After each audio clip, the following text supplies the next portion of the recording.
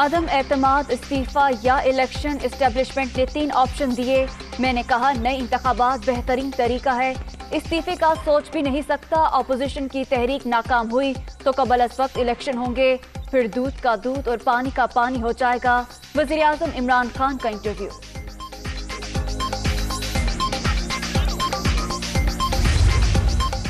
शहबाज शरीफ घर बैठे ही वज़ीर आज़म बन गए। बाप बेटी की जमानतें मंसूख कराएंगे। इतवार को बहुत सारे लोगों के ख्वाब चकनाचूर होंगे। शेरवानियां भी लटकी रह जाएंगी। फवाद चौधरी, हम्माद असर और शहबाज गिल की गुफ्तगू।